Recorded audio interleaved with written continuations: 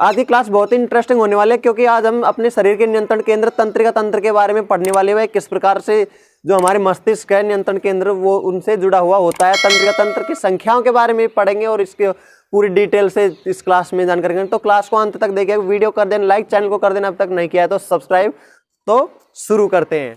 तो गाइस, हमारा टॉपिक है नियंत्रण एवं समन्वय। ठीक है, चैप्टर का नेम है वही हमने टॉपिक ले लिया, क्योंकि जब तक हम चैप्टर के नेम को ही नहीं समझेंगे तो हमें टॉपिक किसी भी जो पार्ट का कोई भी टॉपिक वो समझ में नहीं आएगा। तो फर्स्ट टॉपिक हमने कौन सा ले लिया, जो चैप्टर का नेम है। चैप्टर का नेम क्या है? नियंत्रण एवं समन्वय। इसका अर्थ क्या होता है वो देखिए, इसकी डेफिनेशन देखते हैं कि नियंत्रण एवं समन्वय क्या होता है।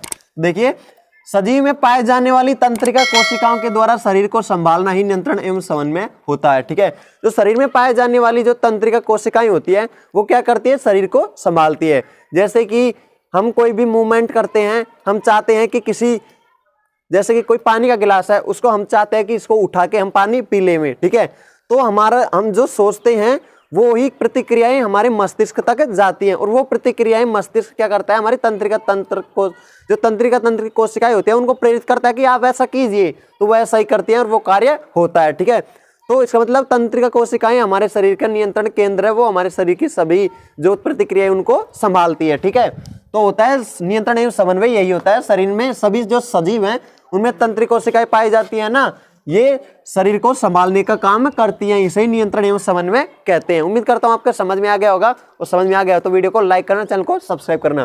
तो देखते हैं इसमें हमारा मेनली टॉपिक जो हमने तंत्रिका कोशिकाएं पढ़ी, तो ये तंत्रिका कोशिकाएं क्या रंबाद है, क्या है, इसको समझते हैं। ठीक है, तो तंत्रिका कोशिकाएं कौन सी होती हैं, क्या होता है तंत्रिका, और तंत्रिका तंत्र भी पढ़ा होगा आपने, सुना होगा इसके बारे में भी डिटेल से, फुल डिटेल से पढ़ते हैं। तो चलिए शुरू करते हैं। ठीक है, तो हमारा टॉपिक है तंत्रिका तंत्र। ठीक है, तो इसके जो भी पॉइंट्स है उनको देख लेते हैं।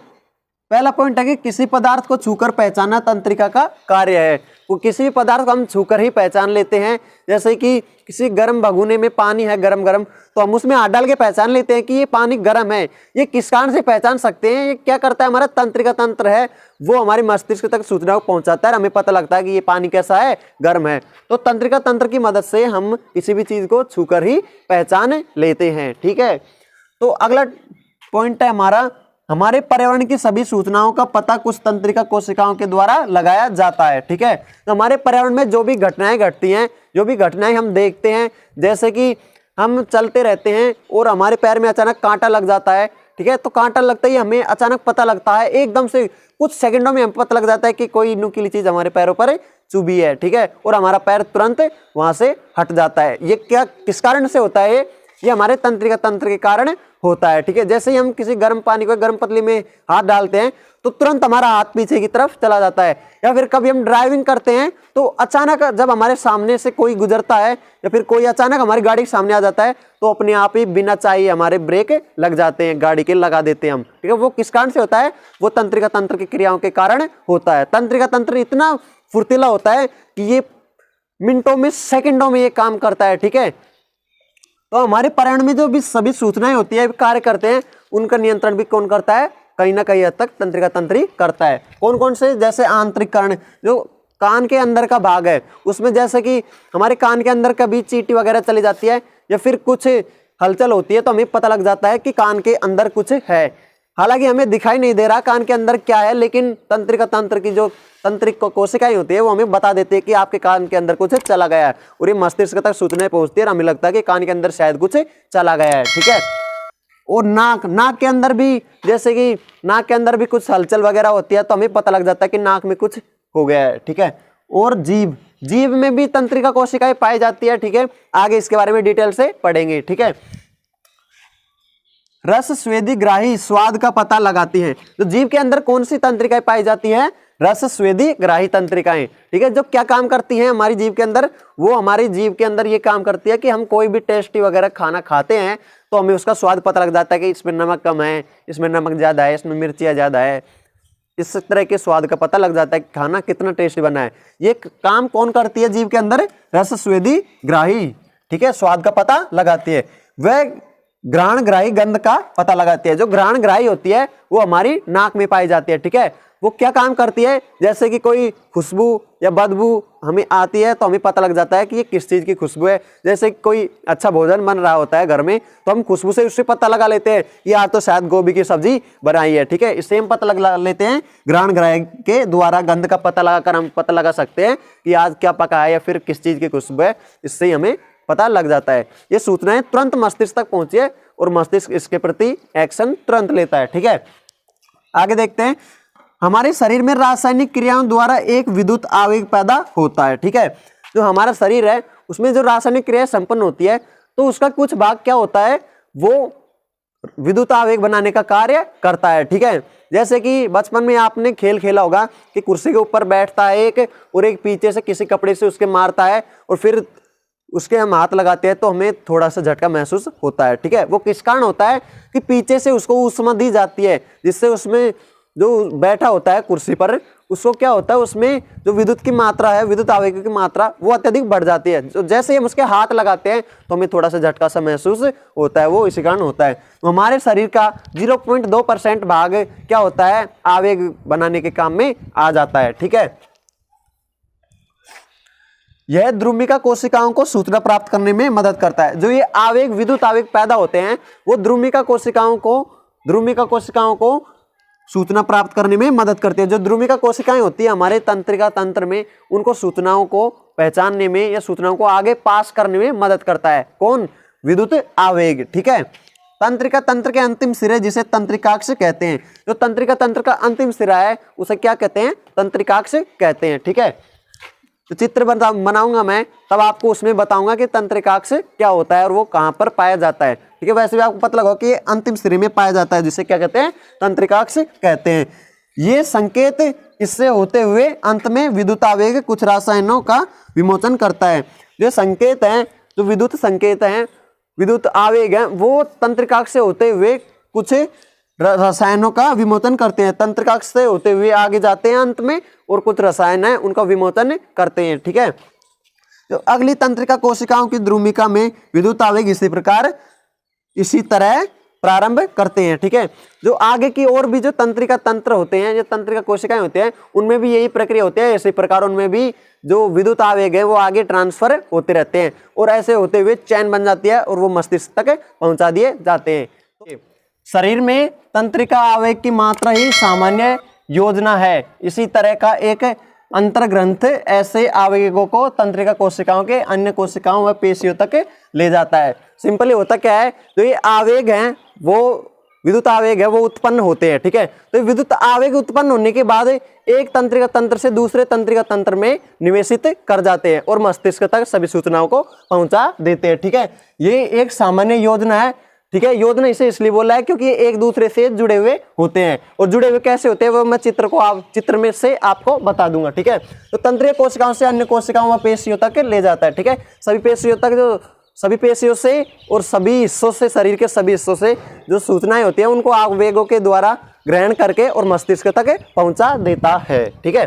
जो तंत्रिका तंत्र न्यूरॉन के जाल का बना होता है। तो तंत्रिका तंत्र होता है उसमें न्यूरॉन्स पाए जाते हैं, उसके अंदर बहुत सारे न्यूरॉन पाए जाते हैं। न्यूरॉन की संरचना मैं आपको आगे समझा दूंगा, ठीक है। आगे डिटेल से पढ़ेंगे इस टॉपिक को भी, न्यूरॉन को भी, ठीक है। यह विद्युत आवेगों को आगे भेजने का काम करता है। जो न्यूरॉन है वही विद्युत आवेग है उनको तंत्रिका तंत्र के अंदर आगे भेजता है, ठीक है।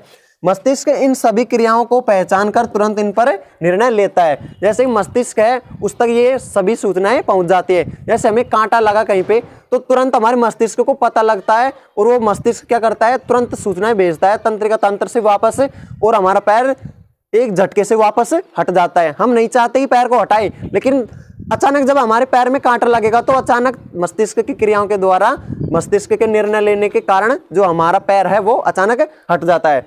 तो हम तंत्रिका तंत्र की जो चित्र है उसको नामांकित तरीके से देखते हैं, ठीक है।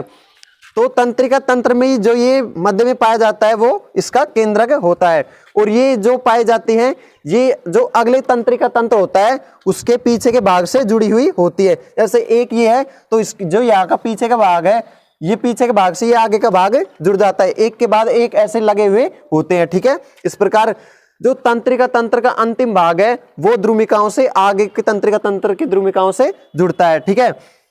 इस प्रकार ये चेन बन जाती है और ये कोशिकाएं होती है, जो इसके रिक्त भाग है उसमें क्या होते हैं, ये कोशिकाएं कहते हैं इन्हें, ठीक है। और जो तंत्रिकाक्ष होते हैं ये खंड पाए जाते हैं, ये खंडों क्या कहते हैं, तंत्रिकाक्ष कहते हैं। ये क्या करते हैं, विद्युत आवेगों को यहाँ से ग्रहण करते हैं, पिछले तंत्रिका तंत्र से लेते हैं और इनके अंदर होते हुए ही आगे जाते हैं, ठीक है। और इसके अंदर ही न्यूरॉन पाए जाते हैं, जो रिक्त भाग है यहीं पे क्या पाए जाते हैं, न्यूरॉन। और ये तंत्रिका तंत्र का अंतिम भाग है, जो पीछे वाले जो द्रुमिकाएं पीछे वाले तंत्रिका तंत्र है उनकी द्रुमिकाओं से जुड़ता है, ठीक है। ये तंत्रिका तंत्र की पूरी संरचना मैंने आपको पढ़ा दिया है बिल्कुल डिटेल से, ठीक है। आप इसे, उम्मीद करता हूं आपको ये समझ में आ गया होगा। अगर वीडियो यार थोड़ी सी भी अच्छी लगी और क्लास थोड़ी सी भी समझ में आए तो वीडियो को लाइक करना, चैनल को सब्सक्राइब जरूर करना। अगर आपको समझ में नहीं आया हो कुछ भी टॉपिक इसमें तो कमेंट कर पूछना, कमेंट के रिप्लाई आपको मिल जाएगा, ठीक है। या आप वीडियो को रिवर्स करके भी इससे वापस समझ सकते हो, ठीक है। तो नियंत्रण एवं समन्वय का लेक्चर नंबर कंप्लीट हो गया है। अगला लेक्चर हम अगली क्लास में पढ़ाएंगे और अगली क्लास में हम मस्तिष्क के बारे में पढ़ाएंगे।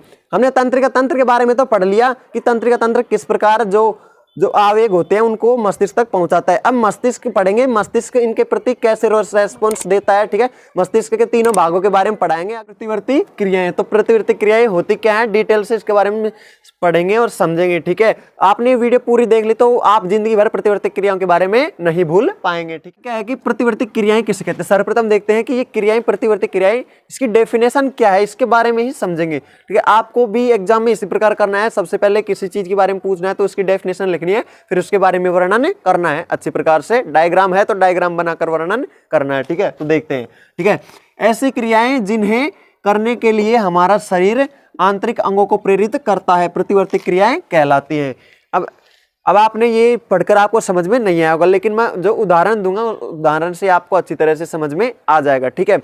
तो हमने पढ़ा कि ऐसी क्रियाएं जिन्हें करने के लिए हमारा शरीर अंगों को प्रेरित करता है।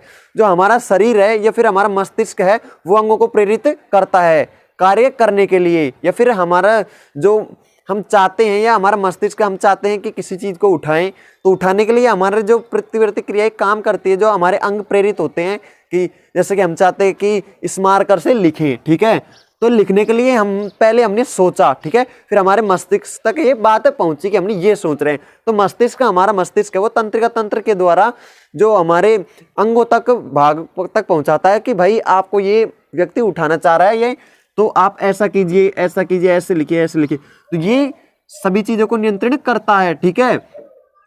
तो ऐसी क्रियाएं जिन्हें करने के लिए हमारा शरीर का आंतरिक भाग अंगों को प्रेरित करता है, प्रतिवर्ती क्रियाएं कहलाती हैं। ऐसी क्रियाएं जिन्हें हमारे आंतरिक भाग, हमारे शरीर के आंतरिक भाग हैं उनको प्रेरित करता है करने के लिए, ठीक है। ऐसे कार्यों को या ऐसी क्रियाओं को प्रतिवर्ती क्रियाएं कहते हैं, ठीक है। उदाहरण से अच्छी तरह समझ में आ जाएगा। जैसे कि हम खाना खाना चाह रहे हैं, ठीक है। तो हम चाह रहे हैं कि खाना खाने के लिए प्लेट से रोटी तोड़े, ठीक है। तो रोटी तोड़ेंगे हम, ठीक है। तो ये पहले हमने सोचा कि अब खाना है हमारे सामने तो हम रोटी तोड़ेंगे, ठीक है। तो रोटी तोड़ने के लिए हमारा हाथ आगे जाएगा, फिर रोटी तोड़ेंगे, फिर मुंह में देंगे, ठीक है। और दूसरा उदाहरण एक और, जैसे कि हमने क्या किया कि एक वो ले लिया, हमने एक खाने की प्लेट ले ली, ठीक है। उसमें गुलाब जामुन, बर्फी वगैरह सब रख ली, ठीक है।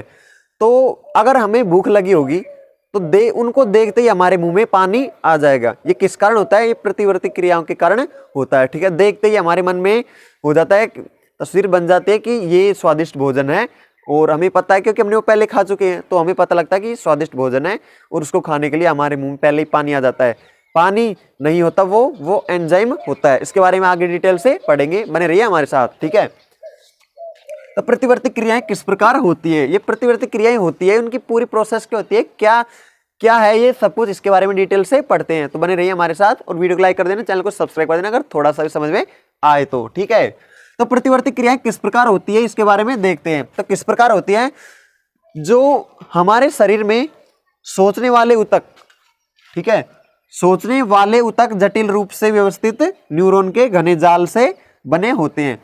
जो हमारे शरीर है उसमें सोचने वाले ऊतक कहाँ पर पाए जाते हैं, मस्तिष्क में पाए जाते हैं, है ना। ये जटिल रूप से व्यवस्थित न्यूरॉन के घने जाल के बने होते हैं, ठीक है। ये जटिल रूप से व्यवस्थित होते हैं। ये तंत्रिका तंत्र में आपको पढ़ाया था मैंने, तंत्रिका तंत्र में कि न्यूरॉन, ठीक है, न्यूरॉन होते हैं, तंत्रिका तंत्र बहुत सारे न्यूरॉन से मिलकर बना होता है, ठीक है, और न्यूरॉन के अंदर ही जो जटिल जाल व्यवस्थित होता है, ठीक है, घने जाल के रूप में व्यवस्थित होते हैं। यह खोपड़ी का अग्रसिरा होता है, ठीक है, खोपड़ी का अग्रसिरा होता है जो उससे कनेक्ट होता है। क्यों? ये न्यूरॉन्स हैं और तंत्रिका तंत्र है वो खोपड़ी के अग्रसिरे से कनेक्टेड होते हैं, ठीक है, क्योंकि जो न्यूरॉन्स और तंत्रिका तंत्र है वो हमारे शरीर को, जो हमारे मस्तिष्क को और शरीर में क्या हो रहा है, कौन क्या कर रहा है, कोई क्या कर रहा है, ठीक है, कौन सा अंग क्या कर रहा है, कौन से अंग को किसी ने छुआ है या नहीं, कौन सा अंग किस प्रकार कार्य कर रहा है, ठीक है, उसकी सूचना हमारे मस्तिष्क तक पहुंचाता है। इसलिए मस्तिष्क के अग्रभाग से कनेक्टेड होता है, ठीक है, खोपड़ी के अग्र सिरे से होता है। यह भाग तंत्रिका से जुड़ा हुआ होता है। मैंने बता दिया आपको, यह भाग तंत्रिका से जुड़ा हुआ होता है, ठीक है। यह भाग तंत्रिका को संकेत देता है, ठीक है, तंत्रिका को संकेत देता है। कैसे देता है? पहले तो तंत्रिका तंत्र मस्तिष्क तक संकेत पहुंचाता है, ठीक है, और फिर जो एक्शन लेना होता है, ठीक है, उस संकेत के प्रति उसको वापस वो तंत्रिका तंत्र को पहुंचाता है, ठीक है, और वो उस अंग तक पहुंचता है और फिर जो एक्शन लिया है मस्तिष्क ने वो एक्शन फॉलो करता है, ठीक है। जैसे उदाहरण से समझ लेते हैं कि हम किसी गर्म पानी को छूते हैं, ठीक है, जैसे कि हम किसी गर्म पात्र को छुएंगे तो अचानक से हमारा हाथ कैसे होगा? दूर हट जाएगा, ठीक है। अब अचानक अगर हम नहीं चाहते कि हम इसे नहीं छुए, ठीक है, वैसे हम चाहें तो उसे बाद में तो छू सकते हैं, ठीक है, लेकिन स्टार्टिंग में जब हम उसे छुएंगे हमें पता नहीं होगा कि ये गर्म है कि नहीं, तो अचानक से हमारा हाथ दूर हट जाएगा, ठीक है। वो किस कारण होता है? वो तंत्रिका तंत्र में प्रतिवर्ती क्रियाएं होती है, उनके कारण होता है, ठीक है। प्रतिवर्ती क्रियाएं अर्थात जो हम नहीं चाहते अचानक शरीर में ही घटित हो जाती हैं, ऐसी क्रियाओं को प्रतिवर्ती क्रियाएं कहते हैं, ठीक है। जैसे कि हम नहीं चाहते कि अच्छे खाने को देख के हमारे मुंह में पानी आए, लेकिन फिर भी खाने को देखते ही हमारे मुंह में पानी आ जाता है, ठीक है। प्रतिवर्ती क्रिया का जो प्रतिवर्ती क्रिया है इसका एक सटीक उदाहरण है, ठीक है। गर्म पात्र को छूते हैं तो हम गर्म व जलन महसूस करते हैं। जैसे कि हम गर्म पात्र को छुएंगे तो हम उसे गर्म महसूस करेंगे, उसके प्रति जलन महसूस करेंगे, हाथ अड़ेंगे, हाथ लगाएंगे उसके तो हाथ में जलन महसूस होगी, ठीक है। तो जलन महसूस होगी तो क्या करेंगे? अचानक ही हमारा हाथ होगा वो अचानक ही दूर हट जाएगा प्रतिवर्ती क्रिया के कारण, ठीक है। तो संवेदी तंत्रिका इसे ऊष्मा का पता लगाती है, ठीक है। जो संवेदी तंत्रिका होती है जो हमारे शरीर के तंत्रिका तंत्र और अन्य भागों में होती है, वो हाथ अड़ाकर पता लग जाता है, हाथ लगाते हैं तो पता लग जाता है कि इसमें ऊष्मा है या फिर ये ठंडा ज्यादा है, ये गर्म है, ठीक है, ये टाइट है, ये मुलायम है, इसका पता लग जाता है, ठीक है। अगर आपको समझ में नहीं आ रहा हो तो एक बार फिर से समझा देता हूं, ठीक है। प्रतिवर्ती क्रियाएं, ठीक है, रटना बिल्कुल नहीं है। मैं जो नोट्स बनवा रहा हूं आपको जरूरी नहीं है कि ये नोट्स ही पढ़े आप, ठीक है। आप एक बार अच्छी तरह से समझ लीजिए और फिर समझ में आने के बाद आप अपने हिसाब से उसको लिख सकते हैं, कर सकते हैं एग्जाम्स में, ठीक है। मैं नहीं चाहता कि आप रटे, ठीक है, आप अपने हिसाब से समझ ले वे, ठीक है। तो समझने के बाद में आप अपने हिसाब से लिख सकते हैं, समझने के बाद में तो आप अपने हिसाब से लिखेंगे, वही बिल्कुल मेरे से भी अच्छा उत्तर होगा प्रश्न का, ठीक है। तो रटे नहीं, समझने पे ध्यान देवे, ठीक है। तो समझते हैं प्रतिवर्ती क्रिया क्या होती है। तो हम इस डेफिनेशन को पढ़ लिया हमने, तो डेफिनेशन से हमें जो समझ में आ रहा है, ठीक है, उसको ही हमें बोलते हैं और बताते हैं, ठीक है। तो मैं बता रहा हूं कि डेफिनेशन से क्या होता है। डेफिनेशन में पूरा है क्या मामला कि जो प्रतिवर्ती क्रियाएं क्या होती है, तो ऐसी क्रियाएं जिन्हें हमारा शरीर आंतरिक अंगों को भेजता है, ठीक है। जैसे कि जब हम किसी गर्म पात्र को छूते हैं, ठीक है, तो गर्म पात्र को छूते ही हमारा जो हाथ है वो दूर हट जाता है, ठीक है। तो हमारा मस्तिष्क वो अन्य अंग है जिस अंग ने छुआ है पानी को, गर्म पानी को या गर्म पात्र को, ठीक है, तो उसने क्या किया? मस्तिष्क ने कहा कि ये तो गर्म है, इससे हट जाओ, ठीक है। तो अचानक ही इस संकेत के द्वारा हमारा हाथ हटा लिया गया, ठीक है। उस संवेदी अंगों के द्वारा पता लग गया हमें ये गर्म है या ठंडा है, ठीक है। आगे देखते हैं। तंत्रिका मस्तिष्क से निकलने संकेतों को शरीर के विभिन्न अंगों तक पहुंचाता है। जो तंत्रिका है उससे निकले संकेत हैं वो मस्तिष्क से निकले संकेत है, वो तंत्रिका है वो मस्तिष्क से निकलने वाले संकेत होते हैं उनको शरीर के विभिन्न अंगों तक पहुंचाता है। होता क्या है कि पहले जो तंत्रिका तंत्र है वो विभिन्न अंगों से जो संकेत हैं उनको इकट्ठा करके कहाँ पर पहुंचाता है? मस्तिष्क तक। फिर मस्तिष्क उस जो क्रिया है उसके प्रति एक्शन लेता है, फिर मस्तिष्क से वो संकेत निकलकर कहाँ पर पहुंचते हैं? सभी अंगों तक पहुंचते हैं, ठीक है। जो प्रक्रम संकेतों को पता लगने तथा तदनुसार निर्गम क्रिया को करने का कार्य करता है वह शीघ्र ही पूरा हो जाता है। जो भी संकेतों के आने जाने का कार्य है वो कार्य शीघ्र ही पूरा हो जाता है।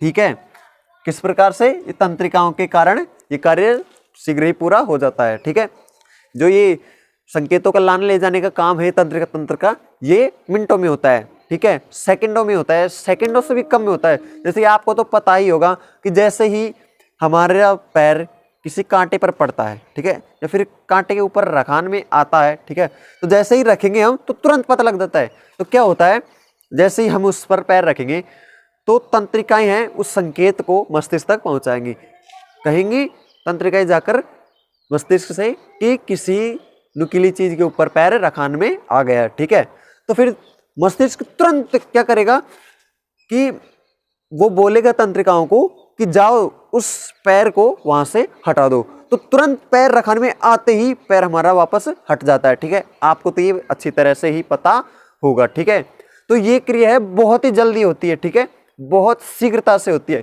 इसलिए यहाँ पर कहा जा गया है कि संकेतों का पता लगाने का सारा काम होता है वो बहुत ही शीघ्र होता है। इस तरह के संबंध को प्रतिवर्ती चाप कहते हैं। ठीक है, जो पूरी क्रिया होती है उस पूरी क्रिया को क्या कहते हैं? प्रतिवर्ती क्रिया। और इस क्रिया में जो पूरा एक चक्र होता है उसे क्या कहते हैं? प्रतिवर्ती चाप कहते हैं। ठीक है, पूरे शरीर की तंत्रिकाएं मेरुरज्जु में मस्तिष्क को जाने वाले रास्ते एक बंडल के रूप में मिलती हैं। प्रतिवर्ती चाप इस मेरुरज्जु में बनते हैं। ठीक है, तो प्रतिवर्ती जो हमारा मेरुरज्जु है, मेरुरज्जु अर्थात मेरुदंड, आपको पता होगा ये जो है ये रीढ़ की हड्डी यहाँ पर ही होता है मेरुरज्जु। ठीक है, ऊपर की तरफ यहाँ पर मेरुरज्जु। ठीक है, तो ये मेरुरज्जु है वो क्या होता है कि तंत्रिकाएं मेरुरज्जु में मस्तिष्क को जाने वाले जो मेरुरज्जु है वो मस्तिष्क में जाता है। ठीक है, तो मेरुरज्जु है मेरुदंड मस्तिष्क में ही होता है, वो जुड़ा हुआ होता है। तो वहीं से होकर जो तंत्रिकाएं हैं वो बंडल के रूप में जाती है। ठीक है, और पूरा प्रतिवर्ती चाप वहीं से बनता है। ठीक है, अंत में सभी तंत्रिकाओं का व न्यूरॉन का समूह मस्तिष्क से जुड़ा हुआ होता है। ठीक है, जो भी तंत्रिकाएं होती है वो एक दूसरे से चैन बनाकर रहती है। ठीक है, तो लास्ट वाली जो तंत्रिका होता है वो क्या होती है कि वहाँ आगे वाले तंत्रिका है वो जो सर्वप्रथम होगी जो तंत्रिका वो किससे? मस्तिष्क से जुड़ी होती है। ठीक है, जो मस्तिष्क और मेरुरज्जु से जुड़ी होती है, जो कि संकेतों को ट्रांसफर करती है। ठीक है, समझ में आ गया होगा। ठीक है, अगर समझ में नहीं आया हो तो वापस वीडियो को रिवर्स करके देख लेना या फिर वापस मैं समझा दूंगा। ठीक है, अगर थोड़ा सा समझ में आ रहा है तो वीडियो को लाइक करना, चैनल को सब्सक्राइब करना।